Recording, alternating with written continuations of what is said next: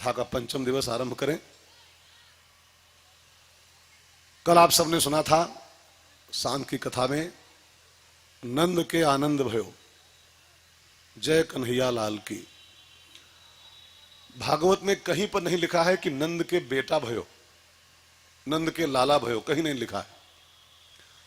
आपके हमारे यहां बच्चा होता है, कहते हैं बच्चा हुआ, बाबू हुआ, बाबू हुआ, लेकिन यहां साफ साफ लिखा है जाता अहलादो। नंद के घर जो जन्म लिया है वो बेटा नहीं है, पुत्र नहीं है। कौन है? जाता अहलादो। अहलाद माने आनंद, अहलाद माने प्रसन्नता। आनंद का जन्म नंद के यहां हुआ है।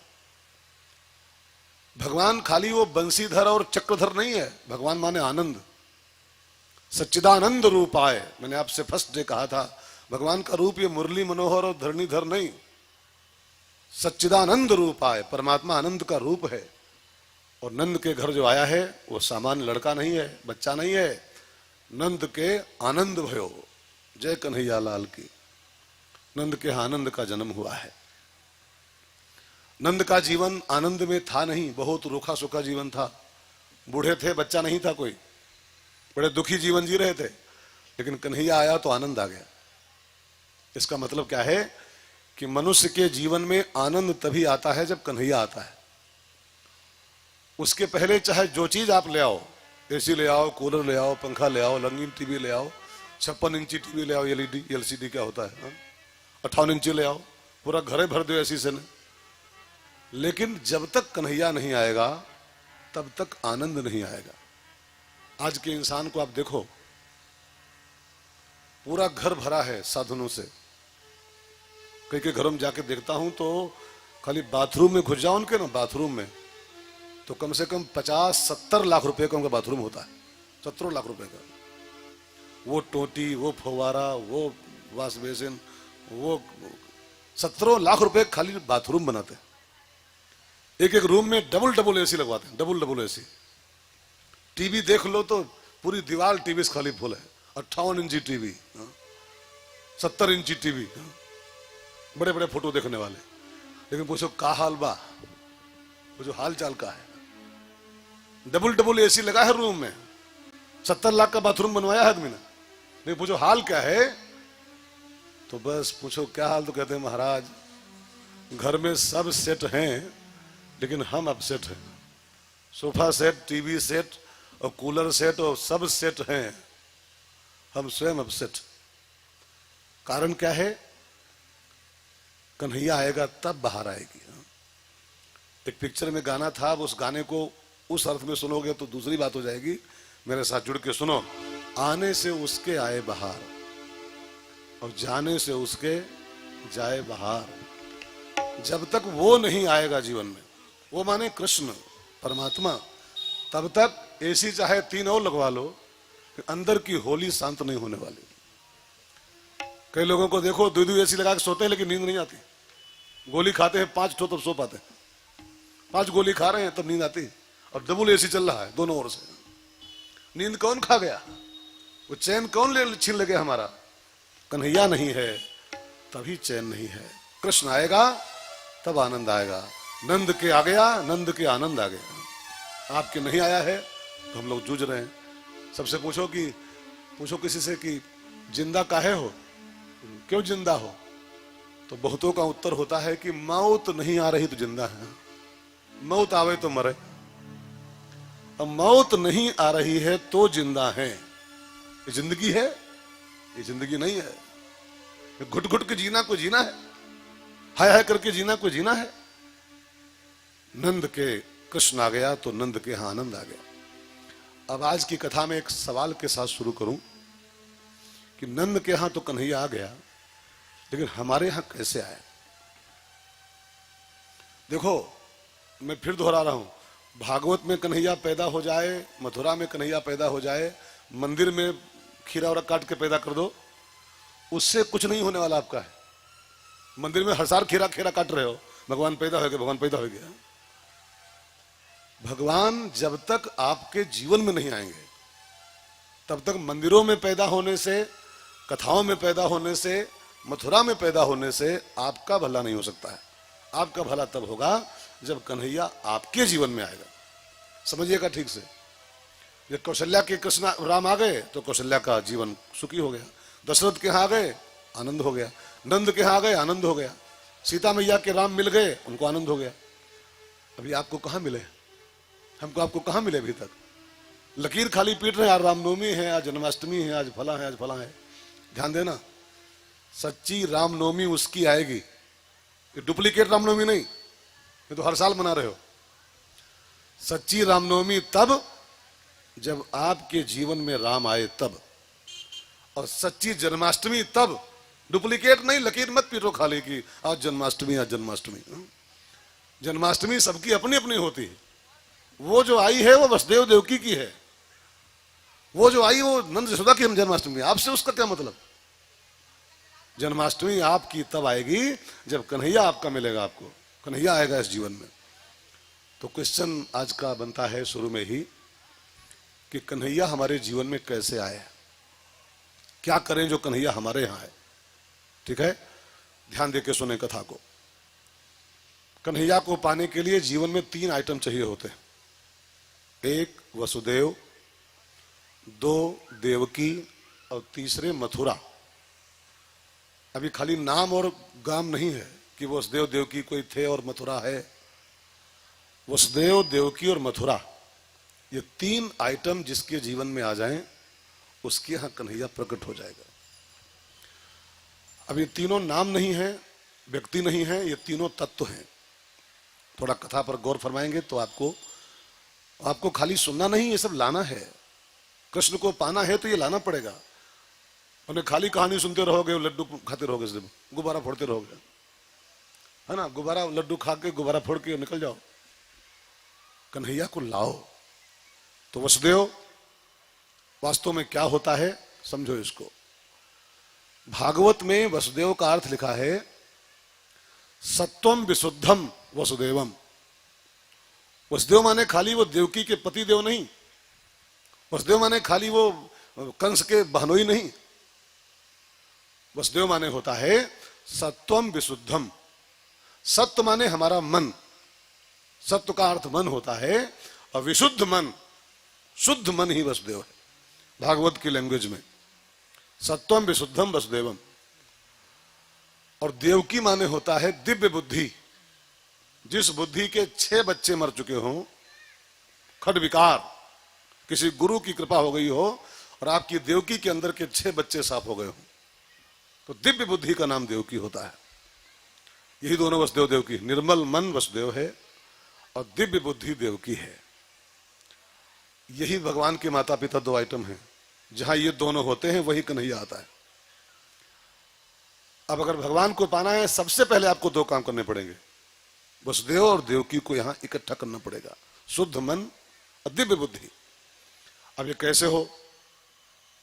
ये खाली सुन लो हो जाए नहीं संभव है, इसके लिए करना पड़ता है कुछ। ये सुन लिया शुद्ध मन वसुदेव है और दिव्य बुद्धि देवकी है, हो ही गया का। इसके लिए आपको कुछ प्रक्रिया करनी पड़ेगी, कुछ करना पड़ता है तब मन शुद्ध होता है, कुछ करना पड़ता है तब बुद्धि दिव्य होती। क्या करना पड़ेगा? इन दोनों चीजों को पाने का एक उपाय है, सत्संग करो। सत्संग ही वो आइटम है जिसके माध्यम से आपका मन शुद्ध हो सकता है और जिसके माध्यम से आपकी बुद्धि दिव्य हो सकती है। तो सत्संग करो तो वसुदेव देवकी आपको मिल जाएंगे। और एक तीसरी चीज का नाम है मथुरा। अच्छा, कहीं लिखा दिखाओ किसी भागवत में कि भगवान ने बंबई में अवतार लिया था, भगवान लखनऊ में पैदा भय, भगवान कलकत्ता में पैदा भय। हर किताब में लिखा है भगवान मथुरा में पैदा होते, मथुरा में। अब मथुरा माने क्या होता है? मथुरा की परिभाषा क्या लिखी है शास्त्रों में? अब आप ऐसे मानते रहोगे कि मथुरा एक वहां वो है पश्चिमी उत्तर प्रदेश में, वो आगरा मथुरा, वही भगवान पैदा हुए होंगे। वो है, उसको छोड़ो, उसको छोड़ो। मथुरा बनना पड़ता है तब भगवान का प्राकट्य होता है। तो मथुरा का अर्थ क्या है? मथुरा माने होता है पवित्र देह। ये जो आपका शरीर है ये मथुरा है, लेकिन ऐसे नहीं, इस देह को शुद्ध बनाओ, पवित्र बनाओ। तो पवित्र देह का नाम मथुरा होता है। और तब भगवान का इसके अंदर प्राकट्य होता है। अब फिर एक सवाल बनता है कि देह पवित्र कैसे हो? नहाने से। कई लोग मानते हैं नहाए लिए हैं पवित्र हो गए, नहाए लिए हैं शुद्ध हो गए। अच्छा, नहाने से कोई शुद्ध होता है? अगर नहाने से कोई शुद्ध होता तो मछली 24 घंटा नहाती सरजू में, 24 घंटा शुद्ध है वो। कछुआ केचुआ है ना, ये दिन भर नहाते हैं सरजू में, शुद्ध है, पवित्र है। ये तो महादूषित, महागंदे, महाशुद्ध। तो ये भूल मत पालना कि नहा लिए तो शुद्ध हो गए। नहाने से देह शुद्ध नहीं होता है, और शुद्ध देह का ही नाम मथुरा होता है। तो देह शुद्ध कैसे हो, उसका उपाय मानस में लिखा हुआ है, रामायण में। देह की शुद्धि का उपाय क्या है? स्नान नहीं, क्या है? पढ़िए रामायण में। सोई पावन सोई सुभग शरीरा, सोई पावन सोई सुभग शरीरा, जो तनु पाई भजहि रघुवीरा, जो तनु पाई भजहि रघुवीरा। अभी इस चौपाई के हिसाब से बिल्कुल क्लियर कट लिखा हुआ है, क्लियर कट। जो तन पाए भजे रघुवीरा, जो इस जीवन को पाके, ये देह पाके, इसके माध्यम से हरि को भज रहा है, सोई पावन, सोई पावन। अच्छा, आप एक बार बताओ, जो हिमालय में साधु लोग बैठे हैं गुफाओं में, जंगलों में, रोज नहाते हैं क्या? वो रोज नहा पाते हैं लोग? जो गुफाओं में बैठे हैं वो अंदर हजारों सालों से अभी भी बैठे हैं। ऐसा नहीं कि खाली वो कहानी है, बैठे हैं कई लोग। रोज नहाते हैं वो क्या? वहां पानी कहां पाते नहाने को? वो ध्यान मुद्रा में बैठे हैं, कभी कभी कभी होश आता है 2-4 महीने बाद तो नहा लेते हैं, स्नान कर लेते हैं। अच्छा, कोई कहे कि नहाते नहीं तो महिला हैं, ये गंदे लोग हैं, और हम नहाते हैं 3 टाइम बड़े शुद्ध हैं। अच्छा, आप 3 टाइम नहाते हो शुद्ध हो, जो वहां गुफा में बैठे 6 महीने बाद नहा पाते हो, गंदे लोग हैं, गंदे लोग हैं वो। आप 3 टाइम नहा के भी गंदे हो, और वो 6-6 महीने नहाने के बाद नहाते हैं तब भी नित्य शुद्ध है, नित्य शुद्ध है। क्योंकि देह की शुद्धि का परिमाप स्नान नहीं है, देह की शुद्धि का उपाय भजन है। जो तन पाए भजे रघुवीरा। तो सत्संग करने से वसुदेव देवकी और भजन करने से मथुरा, ये 3 चीजें जिस दिन इकट्ठा कर पाओगे तब आपके जीवन में कन्हैया आएगा, और जब कन्हैया आएगा तब आनंद आएगा। उसके पहले आप चाहे मकान 6-7 और बना रहो, 6-7 मकान बना लो, और दुकानें 4 और खोल लो, अब गाड़ी 10-20 और ले आओ, लेकिन जब तक कन्हैया नहीं आएगा तब तक आनंद नहीं आने वाला, नहीं आने वाला और नहीं आने वाला। चाहे 10-20 करोड़ जमा कर लो बैंक में, कृष्ण आएगा तब आनंद आता है। तो 3 उपाय करने से कन्हैया आएंगे। अच्छा, एक बात और मैं कह दूं, ये सब संतों ने बड़े बड़े सिद्धांत खोजे हैं।